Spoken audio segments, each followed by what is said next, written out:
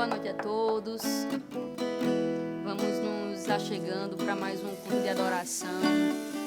Mais uma terça em que a gente é abençoada por um louvor e pela palavra.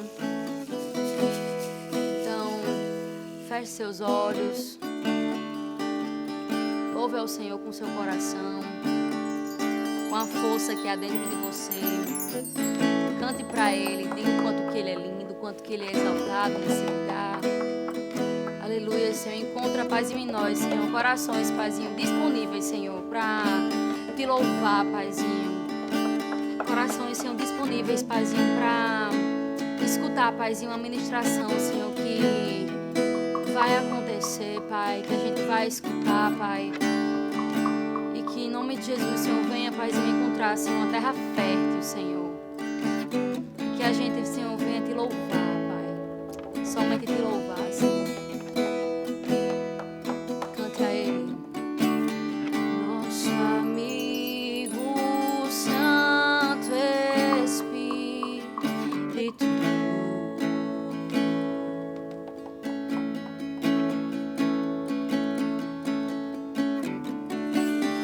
venha aquecer os corações.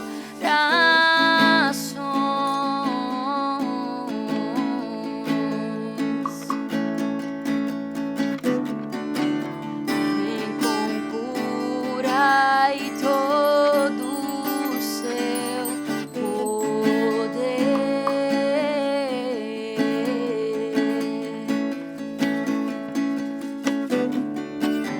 Vem manifestar os teus sinais.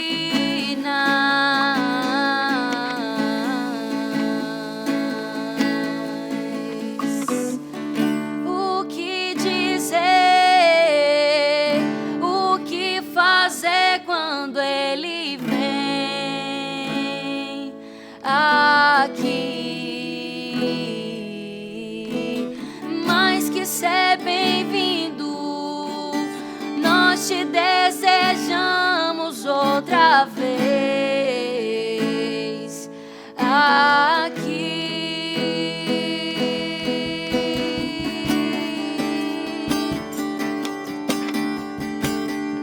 Tu és bem-vindo aqui. Diga que Ele é seu amigo. Nosso amigo Santo Espírito,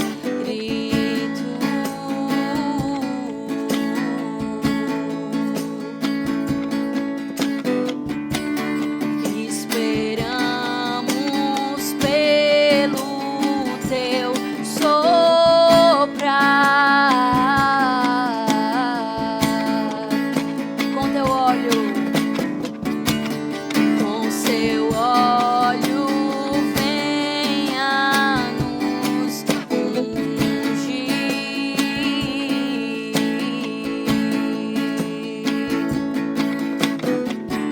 E com seu fogo, vem nos batizar.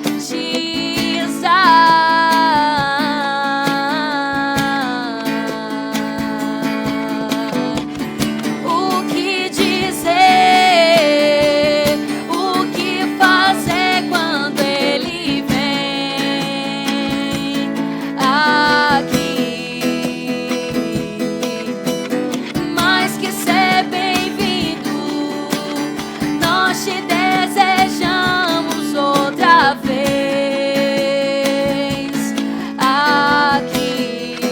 O que dizer? O que dizer, o que fazer quando Ele vem aqui? Mais que ser bem-vindo, nós te desejamos outra vez aqui. Faz de novo o seu povo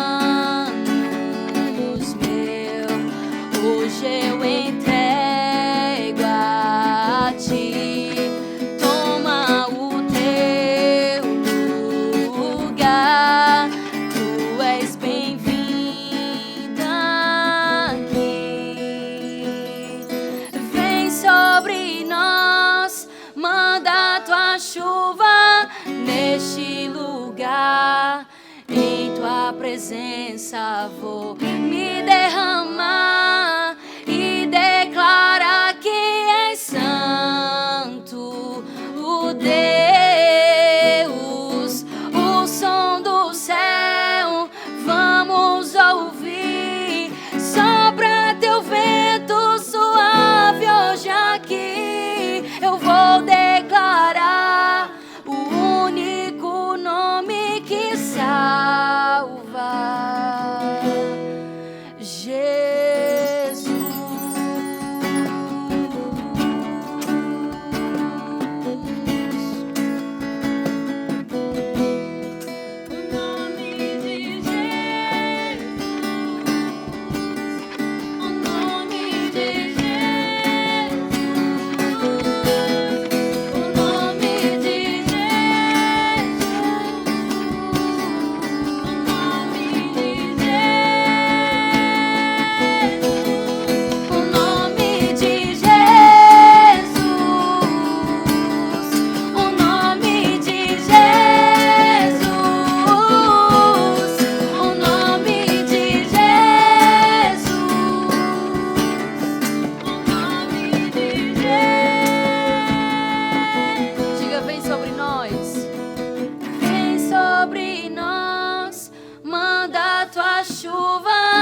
Neste lugar, em tua presença eu vou me derramar e declarar que és santo, o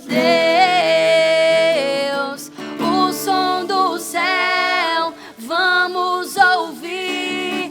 Sopra teu vento suave hoje aqui. Eu vou declarar o único nome que salva,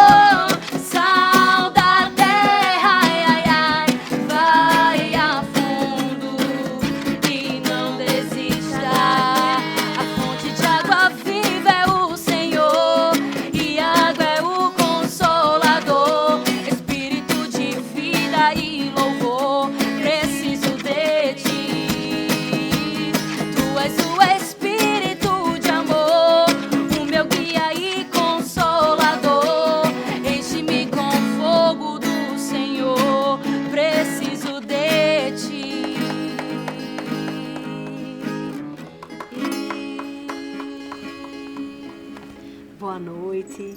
É com grande alegria que nós vamos encerrar a nossa série de mensagem baseado no livro de John Bevere, Extraordinário. Vamos recapitular rapidamente o que a gente viu nas últimas semanas. Nós vimos que o coração do verdadeiro cristão está em agradar a Deus acima de todas as coisas. Então não importa a sua reputação, não importa o que os outros vão pensar, mas o coração do verdadeiro cristão está em agradar ao nosso Pai. O caminho inverso também é verdadeiro. O cristão falso, o falso cristão, ele percorre o caminho da santidade com lentes no lucro pessoal. Então, quando isso lhe traz algum tipo de ônus, simplesmente ele deixa para lá. Vimos também que nós não podemos agradar a Deus na força do nosso braço. Mas lá em 2 Pedro 1,3, Pedro vai falar que nós já temos tudo que precisamos para agradar a Deus. E o que é isso que temos, que nos faz agradar a Deus? É a maravilhosa graça. Vimos de maneira bem completa na terça passada a respeito da graça, não vou me prolongar, mas é importante relembrar que a graça não é apenas para perdão dos nossos pecados, não. A graça nos empodera para vivermos uma vida santa, nos empodera para vivermos o extraordinário, para vivermos realmente no poder do Espírito de Deus. Né? E aí eu já quero que você abra em Tiago 1:6-7. E olha só que interessante que Tiago vai falar, que vai adentrar no nosso tema de hoje, que é sobre a fé. Tiago 1:6 vai dizer assim: peça, porém, com fé, sem duvidar, pois aquele que duvida é semelhante à onda do mar, levada e agitada pelo vento. Não pense tal pessoa que receberá coisa alguma do Senhor. Vamos orar? Senhor Deus, aqui está a Tua palavra, Pai. Em nome de Jesus, que essa palavra ela adentre os nossos corações e possa, em nome de Jesus, fazer com que escamas de incredulidade caia, Senhor, no meio do Teu povo. Em nome de Jesus, meu Pai, que o Senhor nos levante como uma geração de fé. Em nome de Jesus. Amém. Então, como você vê aqui, a gente vai falar sobre fé. Eu gostei muito da ilustração que John Bevere traz, que fala que a graça é a água e a fé é a tubulação. Ou seja, a fé, ela faz com que a água chegue para as nossas vidas. Então, você não tem como acessar todos os benefícios que a graça te dá se não for por meio da fé. Não existe outro jeito. Então, Tiago vai falar justamente isso. Olha só o que Tiago vai dizer. Olha, sem fé, simplesmente você não vai receber nada. Não receberá coisa alguma do Senhor. Isso é uma realidade muito forte. Em outras palavras, ele vai estar dizendo assim, olha, se tu tem fé só para perdão dos teus pecados, tu vai viver uma vida perdoada, né, com perdão dos pecados, mas uma vida infrutífera, derrotada, fracassada em vários aspectos da tua vida. Se tu tiver fé para perdão dos pecados e também para ter uma vida piedosa, uma vida santa, você sim vai ser uma pessoa perdoada, vai ter uma vida santa, vai ter uma vida, enfim, que agrada a Deus. Porém, quando precisar se levantar algum obstáculo espiritual na sua vida, você não vai conseguir ter fé para agir com o poder de Deus, né? Às vezes através de uma enfermidade, às vezes através de uma libertação, enfim. E também outras pessoas podem precisar desse fluir na tua vida do dom que o Espírito Santo já te deu e você não consegue acessar isso. E de modo mais completo, e o ideal seria que todo mundo fluísse assim, se a gente tiver fé para perdão dos pecados, viver uma vida santa e andar segundo o poder do Espírito Santo, essa é a maneira mais completa e por isso que nós vamos falar um pouquinho sobre fé. E o primeiro ponto que eu quero que a gente discorra essa noite é que Deus, ele não responde às nossas necessidades. Deus responde à nossa fé. Isso aí é muito forte. Eu já quero que vocês abram em Marcos 10.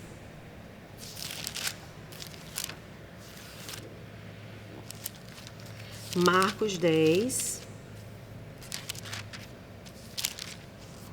A partir do 46.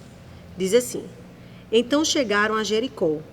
Quando Jesus e seus discípulos, juntamente com uma grande multidão, estavam saindo da cidade, o filho de Timeu, Bartimeu, era cego e estava sentado à beira do caminho pedindo esmolas. Quando ouviu que era Jesus de Nazaré, começou a gritar: Jesus, filho de Davi, tem misericórdia de mim. Muitos o repreendiam para que ficasse quieto, mas ele gritava ainda mais alto: Filho de Davi, tem misericórdia de mim. Jesus parou e disse: Chame-no. E chamaram o cego. Ânimo, levante-se, ele o está chamando. Lançando sua capa para o lado, de um salto pôs-se em pé e dirigiu-se a Jesus. O que você quer que eu lhe faça? Perguntou Jesus. O cego respondeu: Mestre, eu quero ver. Vá, disse Jesus, sua fé o curou. Imediatamente ele recuperou a visão e seguiu Jesus pelo caminho. Então, meus queridos, essa passagem ela é muito rica em muitos ensinamentos sobre a fé. A primeira coisa que eu quero que você entenda é: Jesus estava com seus discípulos e a multidão, e a palavra diz que existia um cego à beira do caminho que se chamava Bartimeu. E quando ele ouviu que era Jesus, olha isso, olha só o que ele começa a gritar: Jesus, filho de Davi, tem misericórdia de mim. Quando ele fala Jesus, filho de Davi, ele está falando uma convicção que tem no coração dele. Quando ele fala filho de Davi, ele está dizendo raiz de Davi. Ele está dizendo em outras palavras: Jesus, eu sei que você não é um profeta qualquer. Eu sei que você não é um homem bom apenas. Eu sei quem você é. Você é Jesus, filho de Davi, raiz de Davi, o Messias, o nosso Salvador. É isso que Bartimeu está dizendo. Então existia uma convicção no coração de Bartimeu que Jesus era o Messias, o Salvador, que era ilimitado de poder e em quem ele poderia ter confiança de alcançar o seu milagre. E aí eu quero falar sobre um princípio que eu acho muito poderoso, que é a voz. A fé, ela tem uma voz, né? A fé, ela tem um som. E muitas vezes a igreja, ela confunde um pouco esse princípio. Eu vejo que a igreja, de uma maneira geral, ela tem despertado para a necessidade e a importância de declarar a palavra de Deus, né? Porém, às vezes as pessoas têm um entendimento incompleto. Elas acham que o fato de abrir em Salmo 91 a Bíblia nas suas casas ou declarar de maneira mecânica vai ter tipo um amuleto protetor. Não é verdade, né? Na verdade, a declaração da palavra de Deus, ela vai ter eficácia quando, na verdade, ela é um reflexo de uma convicção, uma certeza e uma fé que está no seu coração. Então, Bartimeu, ele sabia quem Jesus era, ele sabia que ele era o Messias, o Salvador, né? E aí ele gritou, Jesus, ele deu voz àquela convicção dentro do coração dele. Jesus, filho de Davi, tem misericórdia de mim. E o interessante é que a Bíblia diz que muitos o repreendiam para que ficasse quieto. Olha isso. Possa ser que na sua vida as pessoas que estão ao teu redor não apoiem a tua fé. Possa ser que seja teu marido, tua esposa, teu pai, tua mãe, teus amigos. Eu não sei.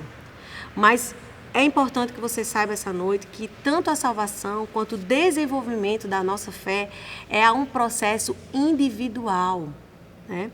Então, você precisa se posicionar como Bartimeu se posicionou. Olha só, quando houve uma pressão, quando houve, enfim, uma voz contrária à fé dele, o que é que ele fez? A Bíblia diz que ele gritou ainda mais alto. E é isso que eu desejo para a sua vida essa noite. Que quando pressionada a sua fé ela avance. Que quando pressionada a sua fé desenvolva e jamais retroceda, né? E aí a Bíblia diz que ele gritava ainda mais alto: Filho de Davi, tem misericórdia de mim. E olha só que coisa linda. A Bíblia diz que Jesus parou.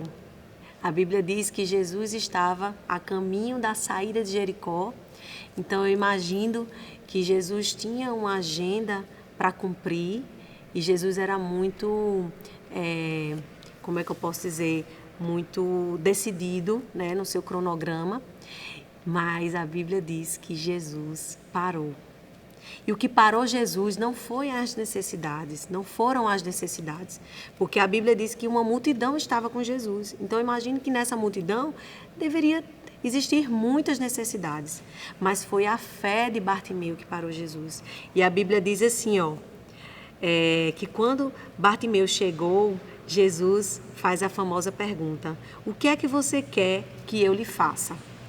E isso aí falou muito ao meu coração, porque imagina aí, naquela época, numa cidade que não tinha muito o incentivo à inclusão, né, para deficientes. Então, basicamente, se naquela época você nascesse deficiente visual ou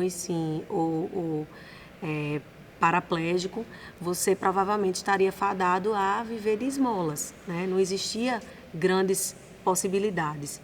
Então, para uma pessoa que estava com sua vida fracassada, com sua vida sem nenhuma perspectiva, pedindo esmolas à beira da estrada, Jesus olha e ainda pergunta: o que é que você quer que eu te faça?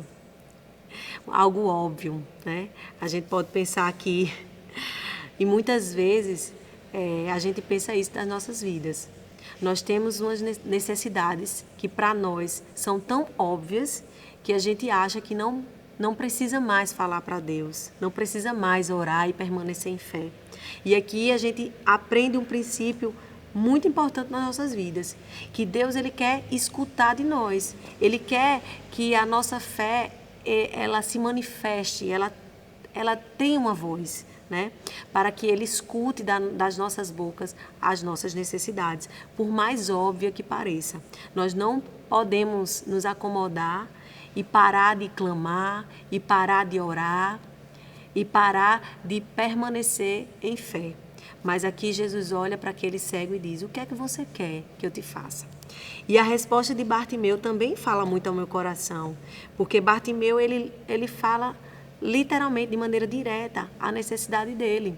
Por maior que seja, por maior que fosse a necessidade, por mais impossível que parecesse a sua necessidade, ele simplesmente disse, ele fez: Jesus, eu quero ver, eu quero enxergar.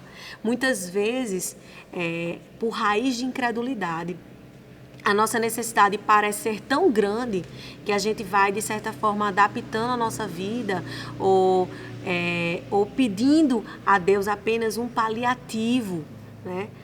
Imagina se Bartimeu tivesse dito: não, Jesus, pedir para que o Senhor me cure da minha cegueira é muito. Eu queria só que você me desse um guia de cego e um cachorro adestrado. Imagina aí. E aí ia ser segundo a fé dele. Se ele pedisse isso, ele ia ter isso. Então, queridos, não tente limitar o poder de Deus na tua vida. Ainda que pareça impossível essa tua necessidade, o teu milagre, não limita o poder de Deus na tua vida. Fala ao Senhor exatamente a tua necessidade. Fala crendo, porque em Jesus não existe deficiência de poder. Tanto faz para Deus curar uma dor de cabeça como curar um câncer terminal. Ele tem alegria em ambos, né? E aqui nós vemos Bartimeu: olha, Jesus, eu quero enxergar. Eu quero um milagre sobrenatural. E ele recebeu segundo a fé dele. Porque Deus ele não se move segundo as nossas necessidades, mas ele se move segundo a nossa fé. E isso aí é muito importante que a nossa geração entenda esse princípio, né? Nós vemos uma geração de pessoas que muitas vezes são almáticas, né? Chegam ali, choram, como se apenas chorar fosse resolver o problema.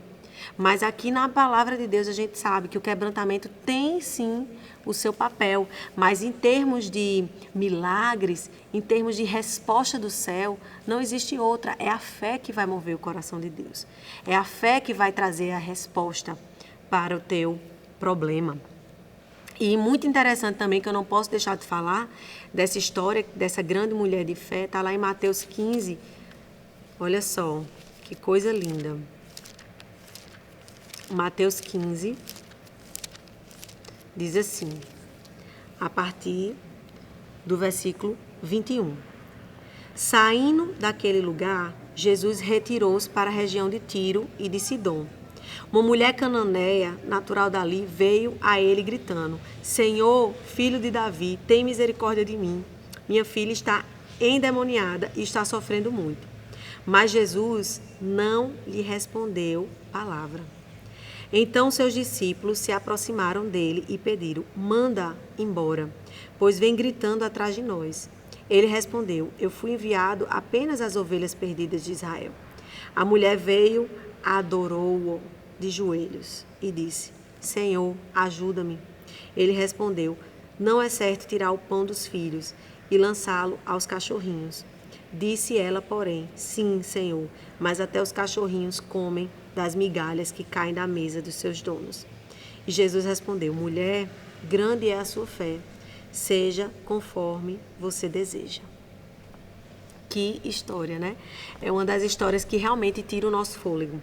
Então aqui a gente vê basicamente uma mulher justamente com aquela convicção, a mesma convicção de Bartimeu, a convicção que ela estava diante não apenas de um homem bom, mas do Filho de Deus, do Messias, do Salvador. E ela diz: ó, filho de Davi, né? Raiz de Davi, eu sei quem você é, tenha misericórdia de mim. Minha filha está endemoniada, está sofrendo muito. Mas olha só o que a Bíblia diz. Jesus não lhe respondeu palavra. Então, você vê que aqui é necessário um nível até maior de fé do que Bartimeu. Bartimeu teve que lidar basicamente com as pressões externas, com a opinião dos outros, né? Com a opinião contrária daqueles que o cercavam. Essa mulher não. Ela teve que lidar com o silêncio de Jesus. Eu não sei se você já passou um período de silêncio na sua vida. Eu já passei, né? Vocês conhecem, a maioria de vocês conhece a minha história, mas eu passei cerca de 2 anos, onde eu realmente não ouvia a voz de Deus. Nesses 2 anos, eu brincava, né, com o apóstolo Rômulo e a pastora Camila, que são os meus discipuladores. Eu brincava com eles que quando eu acordava de manhã, o meu primeiro pensamento era: vou desistir. Né? A minha alma, ela estava doente, né? Eu tive um burnout, né? Eu tive um processo de depressão e a minha alma, ela queria desistir, né? E ela gritava dentro de mim e todos os dias, quando eu abri os olhos, o meu primeiro pensamento era: vou desistir de tudo, vou desistir da residência, vou desistir, enfim, do ministério, vou desistir de tudo. A minha vontade era desistir, essa era a minha alma falando. Mas sabe de uma coisa? Nesses 2 anos foram os anos que eu mais me movi pela fé. Eu não me movia pelo que eu estava sentindo, eu não me movia pelo que eu estava vendo, mas eu literalmente dava passos segundo o que eu cria. Então eu sabia sim que eu, lendo a palavra, ia edificar a minha fé. Então foi um tempo que eu li demais a palavra, foi um tempo que eu fui extremamente disciplinada nas disciplinas espirituais, né? Nesse tempo eu fiz até um jejum de 11 dias só de líquido. Foi um dos jejuns mais radicais que eu já fiz. E não era porque eu estava com vontade, não era porque eu estava, enfim, não, pelo contrário. Minha alma e meu corpo diziam não, mas a minha fé dizia sim. E eu andei segundo a minha fé. Quando eu acordava, não queria orar, aí é que eu orava. Quando eu acordava, não queria receber pessoas na minha casa, aí é que eu mandava zap: venham, vamos orar juntos, vamos ler a palavra juntos. E foi um tempo que a gente avançou muito em fé e colheu muito esses frutos, né, pela fé. Então foi um tempo que a gente avançou quanto casal, né, no nosso casamento. A gente avançou ministerialmente, ganhamos muitas vidas, batizamos muitas vidas, vivemos realmente muitos milagres.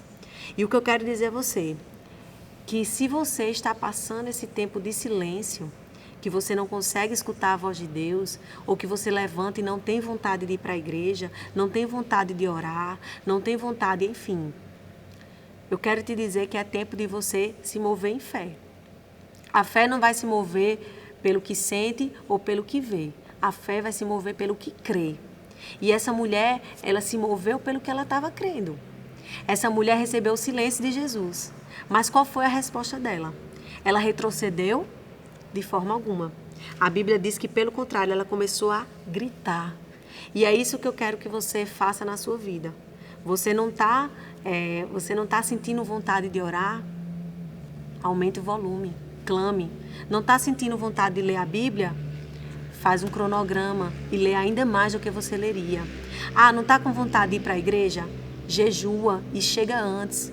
Ou seja, age de maneira não racional, não pelo que você está sentindo, não pelo que você está vendo, mas age, decide ser ousada na fé, que Deus vai te recompensar. E aí, queridos, o tempo é de Deus. Tem gente que tem um silêncio da parte de Deus por um dia, por um minuto, por um ano, por 2, por 10, não importa. O importa é como você vai agir diante disso. Você vai retroceder? Você vai ficar com o coração amargurado e murmurar? Não. Haja em fé. Não retroceda. Prossiga. Porque a tua fé vai tocar o coração de Deus. E, queridos, eu quero dizer aqui que às vezes Jesus está em silêncio porque ele está em silêncio e ele decidiu ficar em silêncio. Mas às vezes aquele silêncio é algo que você não está conseguindo ouvir a Deus. Que eu acho que era o meu caso. Eu não acho que Deus ali parou de falar comigo. Eu acho que minha alma estava tão doente a ponto que eu não conseguia ouvir de maneira clara a Deus. E logo, minha alma doente, eu não queria estar, né, nas disciplinas espirituais, né? Orando, jejuando, servindo. Isso é algo natural. Mas nós não somos chamados para viver o natural. Nós somos chamados para viver o espiritual. E sabe uma coisa? Hoje eu colho na minha vida frutos desse tempo que eu semeei em fé. Então, não desista. Não jogue a toalha. Não retroceda. Pelo contrário, faça como essa grande mulher de Deus, que no silêncio de Jesus, ela gritou ainda mais alto, né? E a ponto dos discípulos olharem para Jesus: pelo amor de Deus, mestre, manda ela embora, porque ela está gritando aqui atrás de nós. E essa mulher ainda eleva ainda mais o nível de fé. Simplesmente, Jesus, ele responde negativamente, né, a petição dela. Ele diz assim: olha, eu fui enviada apenas às ovelhas perdidas de Israel. E olha só o que a mulher fez. A mulher veio e o adorou de joelhos. Ou seja, a nossa adoração jamais pode estar vinculada a uma negativa da parte de Deus. Jamais. Nós precisamos adorar Ele pelo sim, pelo não, na abundância, na escassez, quando as coisas saem como a gente planeja, quando não saem quando a gente planeja. A nossa adoração, ela tem que ser irrevogável. E a nossa adoração, em outras palavras, aqui eu vejo como um sacrifício de louvor. Queridos, existe um peso de glória quando, apesar das nossas necessidades, apesar do caco emocional que nós possamos nos encontrar, apesar do nosso desejo de não estar na presença do Senhor, a gente ir lá e simplesmente adorar. Isso aí é um sacrifício de louvor, é o nosso culto racional. É a gente entender que quem domina as nossas vidas não é a nossa carne, não é as nossas vontades, mas nós fomos crucificados com Cristo. E quem domina agora o nosso corpo e as nossas atitudes é através do que cremos, através do Espírito, e pela fé nós podemos caminhar e andar assim. Mas nós vemos cristãos almáticos, que quando alguma coisinha sai errado no dia, já faz beicinho. Nós vemos muitas vezes líderes de células, né? Que aqui eu falo mais para os líderes, quando briga com o esposo, já quer cancelar a célula, quando tem alguma adversidade, quando existe algum desânimo, já quer retroceder. Gente, nós não somos guiados pelo que vemos. Nossa fé vai se mover pelo que cremos, né? Então, essa mulher, ela elevou o nível. Ela adorou a Deus, adorou, e aí ela ainda continua a petição. Olha isso, para mim essa mulher, ela é o exemplo mais claro de como permanecer em fé, porque muitas vezes nós temos fé, mas muitas vezes a nossa fé não consegue passar pela prova do tempo. E essa mulher, ela permaneceu. Olha só o que ele diz, Jesus ainda é mais direto, a negativa dele ainda é mais profunda. E ele olha assim e diz: olha, não é certo que eu tire o pão dos filhos e lance aos cachorrinhos. Em outras palavras, ele está dizendo: o cachorro tem uma menor ou uma maior importância? Uma menor importância. Em outras palavras, ele está dizendo: não é certo que eu venha tirar de um povo que é o momento deles para dar a você. É muito, muito, muito forte, porque ela poderia ter se sentido ofendida, poderia ter achado que Jesus estava chamando ela de cadela, né? Mas a verdade é que essa mulher, ela permaneceu em fé. E a fé, ela não aceita o não como resposta, porque a fé, ela não olha as circunstâncias. E essa mulher, ela vai lá e diz, sim, Senhor, mas até os cachorrinhos comem das migalhas que caem da mesa dos seus donos. Mesmo que você me dê migalhas, a tua migalha ainda vai ser suficiente, porque tu és tão poderoso, Senhor, que com certeza vai suprir as minhas necessidades. E aí Jesus exclama, e mais uma vez a gente vê como Jesus, ele responde à fé e não às necessidades. E aí, depois de toda essa expressão de fé, Jesus responde, mulher, grande é a sua fé, seja conforme você deseja. Então é muito forte, né? Então, o que eu quero dizer a vocês é que Jesus, ele sempre vai se mover através da nossa fé. Muitas vezes é difícil a gente permanecer em fé, porque quando o nosso milagre, a nossa necessidade demora aos nossos olhos, né, o Cronos a acontecer, porque Deus está no Kairos, então Ele sabe o tempo certo de tudo, nós vamos precisar guerrear pela nossa fé. Às vezes vão vir semente de incredulidade, às vezes vai vir semente de amargura, de frustração. Então, tudo isso nós vamos precisar guerrear para manter a nossa fé. Imagina aí se Abraão tivesse desistido de Isaac, né? Onde nós estaríamos? Imagina se José tivesse desistido no meio do caminho. Por que eu quero te dizer isso? Porque nós não somos chamados para desistir.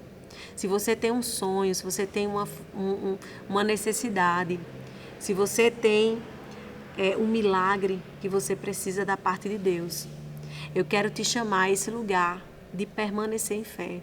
Esse lugar de saber que não é o quanto você chora.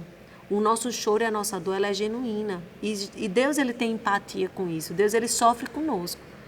Mas o reino espiritual, ele só se move ao nosso favor com a fé. Porque, como a gente viu, a graça, ela é tudo que está disponível para nós. E é o sozo, né?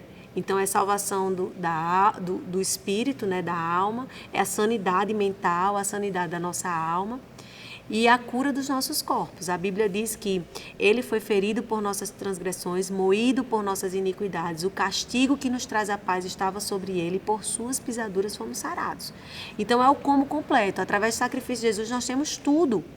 A Bíblia diz em Efésios que nós fomos abençoados com toda sorte de bênçãos celestiais. Então, tudo isso está disponível para nós. A autoridade, né? A Bíblia diz que nós somos chamados para desfazer as obras do diabo, expulsar demônios, curar enfermos.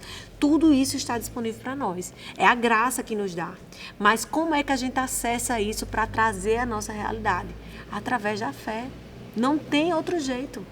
Então, você pode chorar, você pode, enfim, não adianta. Você só vai receber se você colocar a sua fé em ação. E eu digo isso porque por muito tempo eu estudei sobre isso, eu vi se existiam outros caminhos para conseguir um milagre e não existe.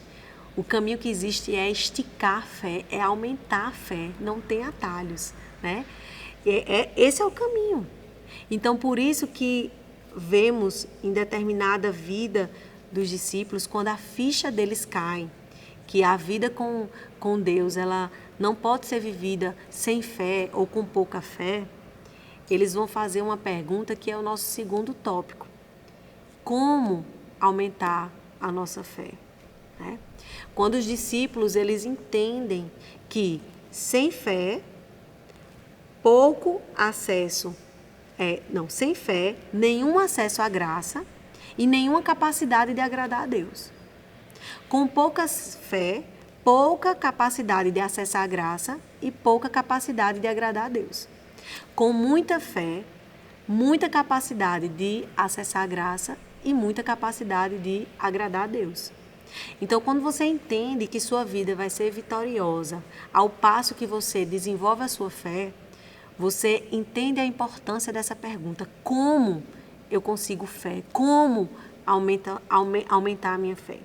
E você vai ver lá em Lucas 17, olha só, os discípulos quando realmente a ficha cai da importância da fé, os discípulos vai lá em Lucas 17:5 e diz assim, ó: os apóstolos disseram ao Senhor: aumenta a nossa fé, né? Olha isso. E olha a resposta de Jesus: se vocês tiverem fé do tamanho de uma semente de mostarda, poderão dizer a esta amoreira: arranque-se e plante-se no mar, e ela lhes obedecerá. Então, existem alguns pontos que eu quero falar sobre a respeito de aumentar a nossa fé. Aqui Jesus ele dá a ideia da fé como uma semente pequena, né? Mostarda 2 milímetros. E é interessante, com certeza você já ouviu falar, é algo que a gente fala muito, escuta muito. A fé, ela vem pelo ouvir, e ouvir a palavra de Deus. Todo mundo sabe disso. Mas você pode me perguntar, como eu também já me perguntei isso, mas pastora, por que muitos ateus leem a palavra de Gênesis e Apocalipse e continuam incrédulos? Ou, por que tem pessoas que leem e não saem do canto? Existem alguns detalhes nessa dinâmica que eu quero que você atente para isso, que é muito importante. O primeiro detalhe é: procure ter certeza, se certificar que a semente que você está plantando no seu coração é uma semente saudável. Pior do que você não plantar nada no seu coração é você plantar uma semente contaminada, porque essa semente contaminada ela vai contaminar o solo do teu coração. Infelizmente, eu conheço pessoas que, por conta de uma doutrina contaminada, né, às vezes um líder chega e aí fala sobre doutrinas contrárias à palavra de Deus. E aí semeia no coração uma semente contaminada como é que eu posso dizer? Não só com incredulidade, mas com desconfiança. Essa é a palavra, com desconfiança. Vou dar um exemplo. O exemplo mais comum e que mais me incomoda é a questão da teologia cessacionista, que é justamente o contrário que a gente está vendo aqui, né? Os homens, através de doutrinas humanas baseadas apenas na racionalidade, pregam que não existe mais sobrenatural, não existe mais milagres, não existe mais batismo com o Espírito Santo, não existe mais nada disso. E às vezes você se alimentou dessa semente e isso contaminou o teu coração. E aí eu escuto testemunho de pessoas que dizem assim: olhe, eu busquei o batismo do Espírito Santo por 1 ano, por 2, por 5 e nunca tive. Isso aí não existe. Eu tenho uma vida santa, eu sou isso, eu sou aquilo, e começa a dar as suas credenciais. Mas o que eu quero dizer para você é que a gente não vai acessar essas coisas pela santidade, queridos. Não, a santidade é o resultado de um coração em Deus. Mas a gente vai acessar essas coisas pela fé. Se você não crê, você nunca vai ter acesso a isso. Então, por essa razão que quem diz assim, declara assim, ó, batismo no Espírito Santo não existe, milagre não existe, isso aí vai ser uma realidade na vida dele. De certa forma, vai se transformar a realidade na vida dele. Porque ele nunca vai usufruir do batismo com o Espírito Santo, ele nunca vai usufruir do milagre, ele nunca vai usufruir do sobrenatural, jamais. E possa ser que ele seja salvo. A fé dele até para perdão dos pecados, ok, ele acessou até ali. Mas a gente tem mais para acessar, a gente tem mais para descobrir. Então, infelizmente, se você foi contaminado, seu coração foi contaminado com uma semente de incredulidade, uma semente de desconfiança, eu quero te dizer que você não desista. Há jeito de você ir adubando o terreno do seu coração. Pode demorar um pouquinho mais, porque desaprender é mais difícil do que aprender. Por isso que nesse quesito eu louvo muito a Deus pela vida do apóstolo Rômulo.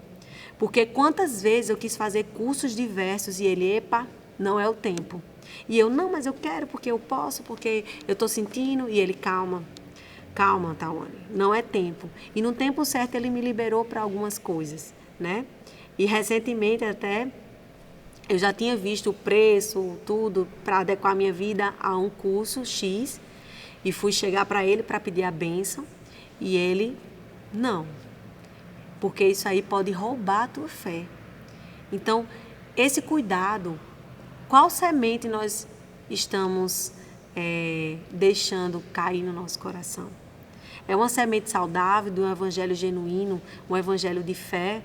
ou é uma palavra de incredulidade, uma palavra de desconfiança. Isso é muito importante. Outra coisa muito importante também a respeito de como aumentar a nossa fé é a respeito do crer, né?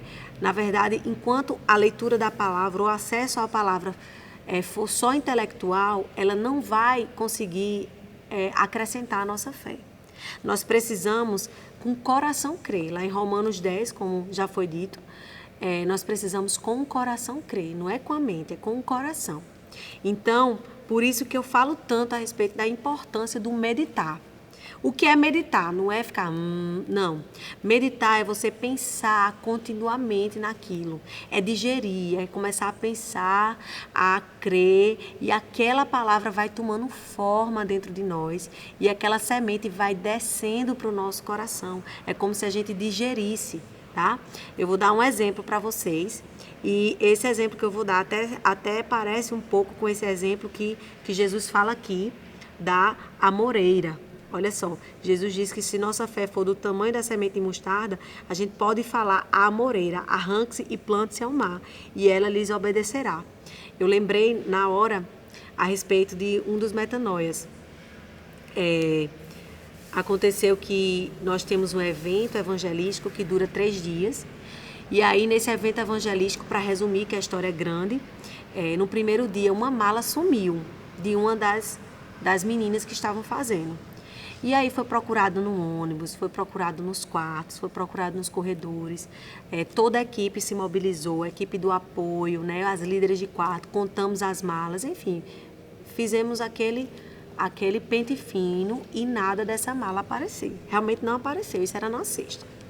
E aí eu geralmente não fico nessa parte administrativa, eu realmente foco na questão mais realmente espiritual e da administração da palavra. E aí eu ministrei a palavra. Quando eu acabei, o Espírito Santo falou comigo: pega o violão e vai para a salinha de oração. E aí eu peguei o violão e fui para a salinha. Eu estava até um pouquinho cansada, né, que eu tinha acabado de ministrar a palavra, mas eu fui lá para a salinha de oração. E aí quando eu comecei, aí tinha outras duas pessoas, outras 2 mulheres, e ali eu comecei a tocar. O Espírito Santo diga: toque que eu sou poderoso. E ali eu comecei a tocar que ele era poderoso. Toquei até aquela música de Antônio Cirilo. Poderoso Deus. Aí fiquei tocando. E eu lembro que eu queria mudar de música. Quando eu mudava, o Espírito Santo dizia: não, você tem que falar que eu sou poderoso. Eu sei que eu ministrei que ele era poderoso alguns minutos, né? Acho que 30 a 1 hora aí de ministração. E aquela consciência de que Deus era poderoso e que nada era impossível ao que cria, que nada é difícil para Deus, e aquela consciência que Ele, de fato, Ele é poderoso para fazer mais do que pedimos ou pensamos. Enfim, aquela consciência que para Deus realmente não existe impossibilidades, começou a tomar conta do meu coração. Então, essa é a tarefa da meditação. Você vai ali meditando, aquela verdade vai descendo para o teu coração. E eu lembro que na hora que tomou forma aquela verdade dentro de mim, o Espírito Santo me falou: ora pela mala. Foi muito engraçado, porque eu nunca tinha orado por um objeto. Na verdade, a verdade é essa. Eu nunca tinha orado por um objeto na minha vida. E ali, depois daquela direção, eu não sabia se tinha encontrado ou não a mala, porque, como eu disse, eu não fico muito à frente dessas partes administrativas, mas na sala estava a Thalita, que é a coordenadora do Metanoia, e eu olhei para ela, eu fiz: Thalita, a mala foi encontrada? Aí Thalita: não. Aí eu disse: é pela mala que nós precisamos orar. E ali, durante alguns minutos, a gente foi declarando, igual que Jesus disse, né? E a mala apareceu. Foi uma experiência realmente incrível, que eu realmente nunca imaginei que fosse viver, né? Mas eu sempre que leio, depois dessa experiência, esse texto de Jesus, eu lembro dessa experiência, né? Então, literalmente, Jesus está dizendo: ó, se vocês tiverem fé de um grão de mostarda, 2 milímetros, você vai olhar para a amoreira e dizer: arranque-se e plante-se ao mar, e ela vai te obedecer. Então, nós precisamos ser intencionais ao aumentar esse exercício de desenvolver a nossa fé. Então, nós precisamos desejar e nós precisamos usar esses princípios ao nosso favor. Então, você precisa ter contato com a palavra de Deus, né, através da leitura, através da pregação, examinar a semente, né, se de fato é uma semente saudável.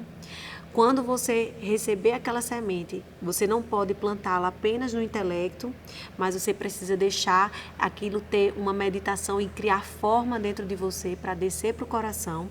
E por último, você precisa examinar o terreno do teu coração, né? Lá em Marcos, né, 4:15, né? Mateus 4:15 é a parábola do semeador. Todos vocês conhecem, né? Diz assim, a partir do verso 3, bem rapidinho.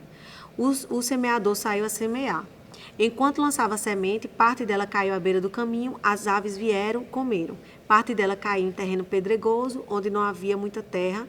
Logo brotou, porque a terra não era profunda, mas quando saiu o sol, as plantas se queimaram, secaram, porque não tinham raiz. Outra parte caiu entre os espinhos, cresceram e se sufocaram, e de forma que ela não deu fruto. A outra caiu numa terra boa, germinou, cresceu e deu boa colheita, a 30, 60 até 100 por um.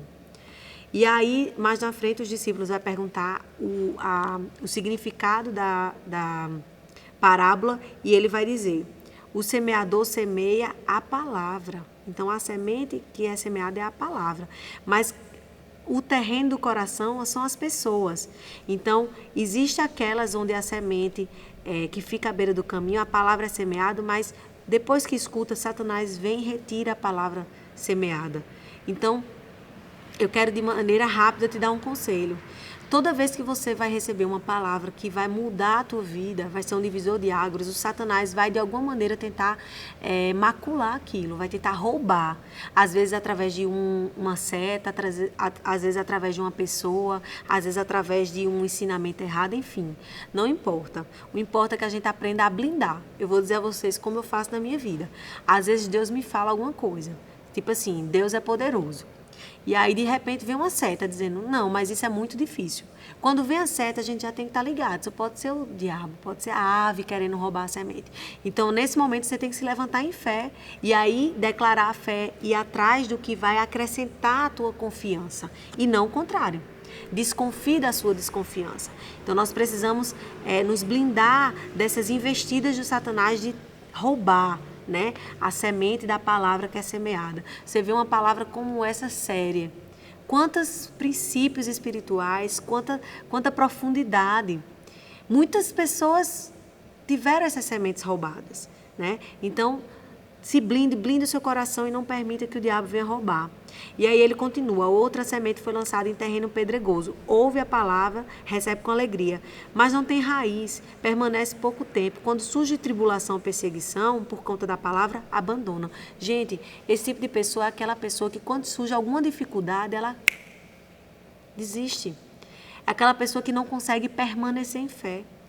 Infelizmente. E é como eu sempre digo, a Bíblia não diz que a gente nunca vai ter tribulação. Jamais. Quando vier a tribulação, tenha um bom ânimo. É quando, não é se. Vai vir o dia mau, vai vir a tribulação, vai vir a adversidade. Mas nós somos daqueles que não retrocedem, nós precisamos permanecer, né?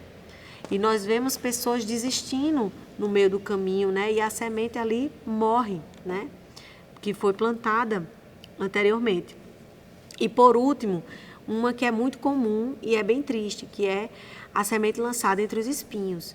Ou seja, quando chegam as preocupações dessa vida, o engano das riquezas e o anseio por outras coisas sufocam a palavra, tornando-a infrutífera. Olha só. Então, de certa forma, o terreno espinhoso, a semente brota, até cresce, mas não consegue frutificar. Isso me fala, queridos, que uma vida onde você só pensa em você, ela não frutifica, você não consegue desenvolver a fé. Por isso que eu não acredito que pessoas em casa, pessoas que não sirvam, ela não consegue chegar a um nível de fé satisfatória. Ela é limitada, porque o prazer pelas suas próprias coisas, sua própria vida, seu próprio emprego, sua própria riqueza, ela vai sufocando a palavra e você não consegue desenvolver, florescer em fé. Um exercício rápido que você pode fazer aí na sua casa agora. Quanto tempo você gasta na sua semana servindo a outro, sem receber nada em troca? Apenas para agradar o coração de Deus. Com qualquer coisa, seja na célula, seja nos boas-vindas, seja no louvor, seja no acolhimento, seja no partilhando a mesa, seja no apoio, qualquer coisa. Se você não gasta tempo servindo, você tem grandes chances de ser esse terreno espinhoso, que só pensa na sua própria vida. Mas eu quero te chamar para sair desse lugar, te dizer que melhor é dar do que receber, dizer que quando a gente serve, a gente consegue desenvolver a fé e ser esse terreno, essa terra fértil e boa, onde quando chega a semente a gente frutifica a 30, a 60, a 100 por um.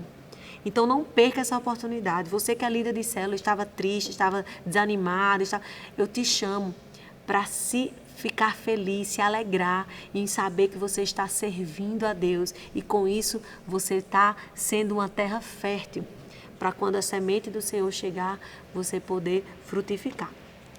E por último, eu não quero me alongar, Deus espera uma geração que creia. Lá em Isaías 60 existe um versículo muito forte que fala sobre uma igreja triunfante. Né? Olha só, porque chegou a sua luz e a glória do Senhor raia sobre você. Olhe, a escuridão cobre a terra, densas trevas envolve os povos, mas sobre você raia o Senhor, e sobre você se vê a sua glória.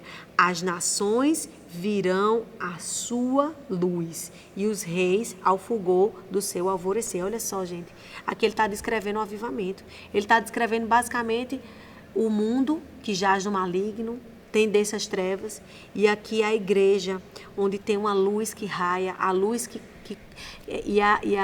e o poder que emana da igreja, onde, como aqui a palavra está dizendo, as nações virão à luz. Fala de um momento onde há uma conversão em massa. Isso aqui, gente, é um avivamento puro, né? E muitas vezes eu caí no erro de achar que o avivamento era uma decisão soberana de Deus, que de repente em uma geração Deus se levantou e disse, vou derramar, e não é assim.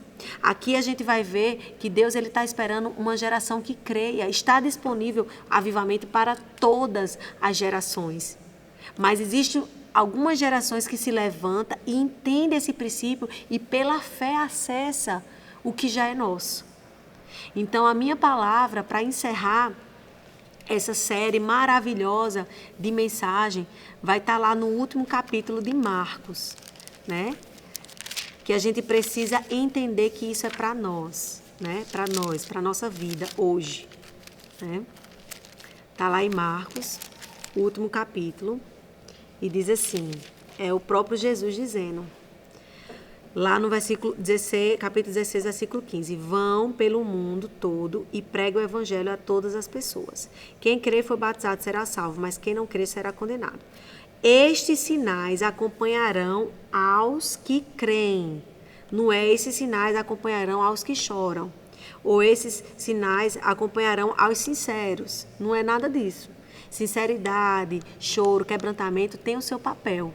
Mas quando a gente fala de poder de Deus, é a fé que move, a fé é a moeda dos céus. Então, esses sinais acompanharão aos que creem.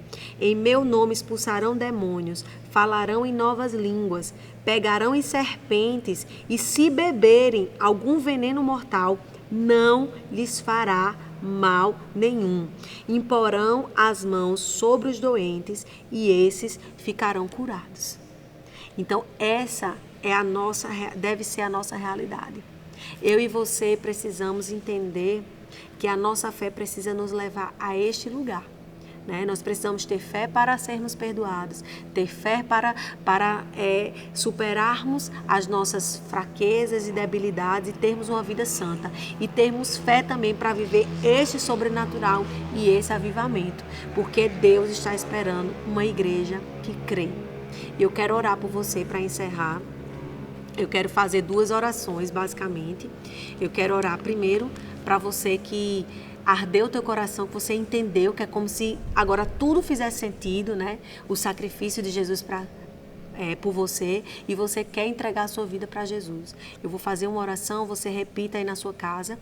E você que está enfermo, né, tá com alguma doença, eu quero que você ore comigo também. Você vai impor as mãos na sua enfermidade e em nome de Jesus você vai receber a sua cura, tá? E eu também quero orar por você que está sedento de viver este sobrenatural. Em nome de Jesus, ore comigo. Senhor Jesus, eu entrego a minha vida para o Senhor. Eu creio que o teu filho Jesus morreu e ressuscitou em meu lugar. Eu creio e recebo, Senhor, a salvação que vem pelo teu poderoso sangue derramado na cruz. Escreve o meu livro no nome da vida. Em nome de Jesus. Amém. Você que tem uma enfermidade, toque na sua enfermidade e vamos orar comigo. Pai, tua palavra diz que pelas tuas pisaduras eu fui sarado. Nessa hora, em nome de Jesus, eu repreendo toda e qualquer enfermidade. No nome de Jesus, eu declaro: seque pela raiz. Em nome de Jesus, seque pela raiz. Eu declaro agora sanidade no corpo, sanidade na mente. Em nome de Jesus, eu recebo a minha cura. Muito obrigada, Jesus, porque o teu sacrifício foi completo por mim na cruz. E se você quer viver sobrenatural, ore também comigo. Pai, em nome de Jesus, eu selo essa noite, Senhor, e esse conhecimento tão maravilhoso que o Senhor nos deu sobre a necessidade da fé. Pai, em nome de Jesus, eu vou me mover pela fé, Senhor. Eu não quero mais olhar as circunstâncias, eu não quero mais olhar as minhas limitações, mas, Pai, em nome de Jesus, eu quero me levantar sabendo que eu posso o que a Tua palavra diz que eu posso e eu sou o que a Tua palavra diz que eu sou. Perdoa, Senhor, a minha incredulidade, Senhor, perdoa a minha falta de confiança. Em nome de Jesus, eu quero um novo tempo na minha vida, uma nova estação, e eu selo te agradecendo, Senhor, por tanta revelação que o Senhor nos deu, em o nome de Jesus. Amém. Pai nosso nos céus, santo é o teu nome, o teu reino buscamos a tua vontade.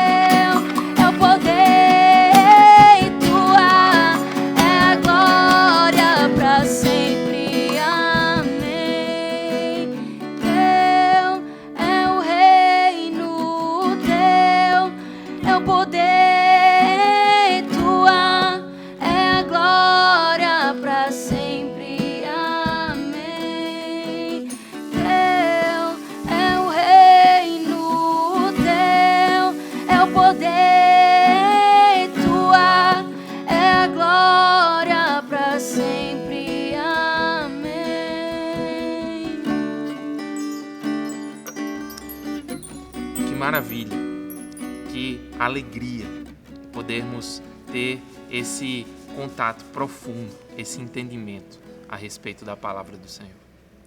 Nesse momento, estamos continuando o nosso culto, continuando o nosso louvor ao Senhor. E vamos agora falar sobre dízimos e ofertas. Por isso eu quero te convidar a lermos juntos um texto que está lá no Salmo 67, a partir do versículo 1. Diz assim a palavra do Senhor: Seja Deus gracioso para conosco e nos abençoe, e faça resplandecer sobre nós o seu rosto, para que se conheça na terra o teu caminho e em todas as nações a tua salvação. Esse texto nos dá uma chave muito preciosa, porque ele nos mostra que tudo aquilo que o Senhor nos concede, tudo aquilo que o Senhor, por sua maravilhosa graça, derrama sobre a nossa vida, sobre a nossa família, não acontece para que sejamos satisfeitos em nós mesmos, mas acontece para que possamos levar isso, canalizar isso para a glória de Deus, para que o nome do Senhor seja conhecido, a salvação do Senhor possa alcançar toda a terra.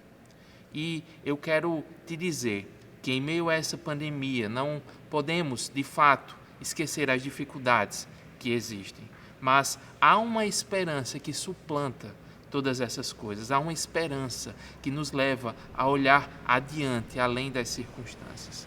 E precisamos entender que há pessoas precisando de nosso socorro.